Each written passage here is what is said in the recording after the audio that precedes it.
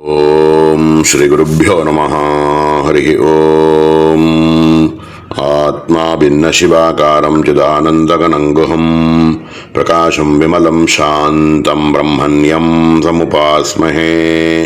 शान्तविमलप्रकाश आत्मगुगजिदानन्दमण्डित प्रकाशानन्दमिथुनासा कुलश्रेणी सदा जयति। सद्गुरुचरणारविन्दाभ्यां नमः।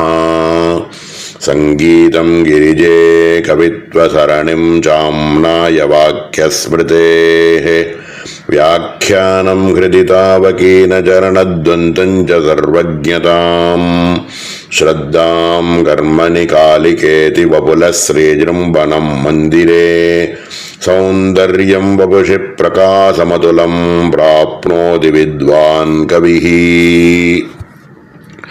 சமஸ்த குருமண்டலத்தினுடைய பரமகிருபையில் சக்தி மகிம்ன ஸ்தோத்திரம் அப்படின்னு துர்வாச மகரிஷியினால் அருளப்பட்ட இந்த கிரந்தத்தினுடைய பலஸ்ருதி பாகத்தை பார்த்துட்டு இருக்கோம். 58வது ஸ்லோகம் இது. 4 பலஸ்ருதி ஸ்லோகம் சொல்கிறார்.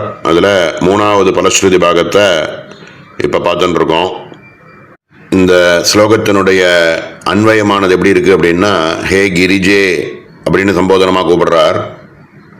சங்கீதம் கவித்வ சரணிம் ச ஆம்னாய வாக்கியஸ்மிருதேஹே வியாக்கியானம் ஹிருதி தாவகீனம் சரணத்வந்தஞ்ச சர்வஜ்ஞதாம் காலிகே கர்மணி ஸ்ரத்தாம் மந்திரே அதிவிபுல ஸ்ரீஜிரும்பணம் வபுஷி சௌந்தர்யம் அதுலம் பிரகாச வித்வான் கவிஹி பிராப்னோதி அப்படிங்கிறார்.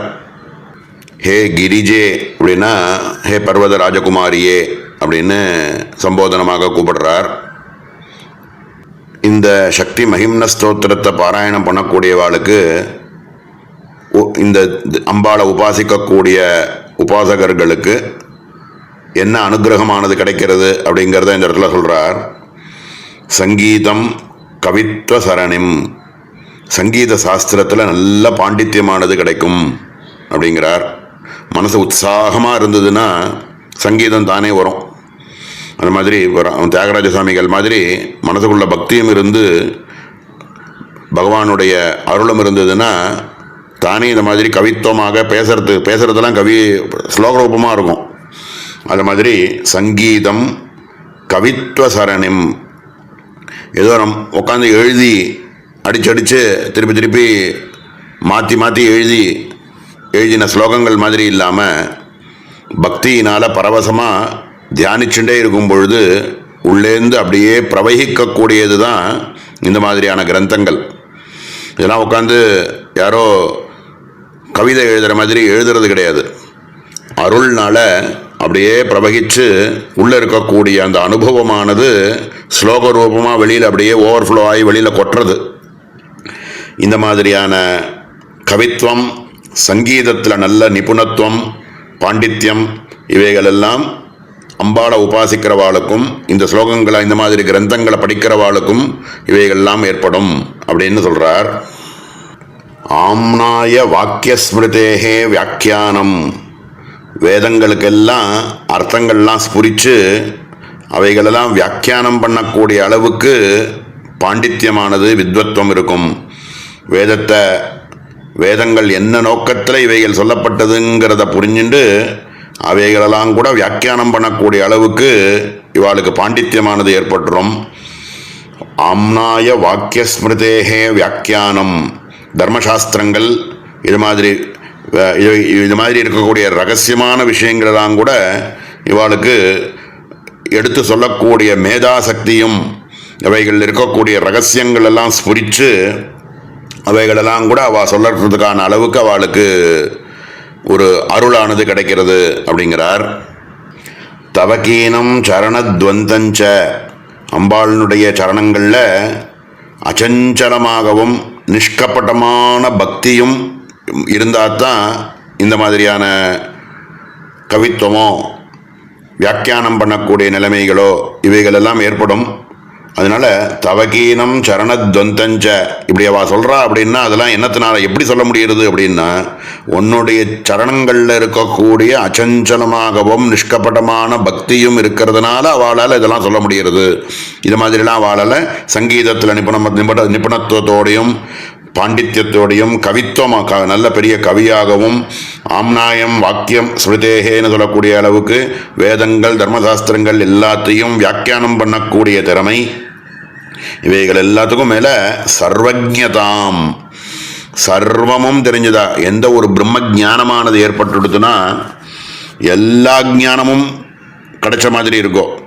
எந்த ஒரு ஆனந்தமானது ஏற்பட்டால் பிரம்மானந்தம்னு சொல்கிறாளோ, எந்த ஒரு ஞானமானது சித்திச்சுடுதுன்னா பிரம்மஜானமானது சித்திச்சுடுதுன்னா சர்வமும் சித்திச்சதாக ஆகுமோ அப்படின்னு சொல்கிற ரீதியாக இவருக்கு சர்வஜதாம் பிரம்மத்தை தவிர ரெண்டாவது வஸ்துவே இல்லை, நானும் அதே பரமாத்மா வஸ்துங்கிற ஞானத்தோட சித்தியோடு இருக்கக்கூடிய சர்வஜ சித்தியும் இவனுக்கு ஏற்படுறது அப்படிங்கிறார். காலிகே கர்மணி ஸ்ரத்தாம் காலகாலங்களில் செய்ய வேண்டிய நித்திய கர்மாக்கள் நைமித்திய கர்மாக்கள் இவைகள் எல்லாத்துலேயும் ஸ்ரத்தையோடையும் இருப்பார். இதெல்லாம் இருந்தால் தான் அந்த அருளானது கிடைக்கும். இவைகள்லாம் பண்ணினதுனாலையும் அம்பாளினுடைய பாதார விந்தங்களில் அச்சஞ்சலமான நிஷ்கபடமான பக்தியானது சித்திச்சதுனால அவர்களுக்கு இந்த சர்வஜத்துவம் இந்த சித்தியெல்லாம் கிடைக்கிறது அப்படிங்கிறார்.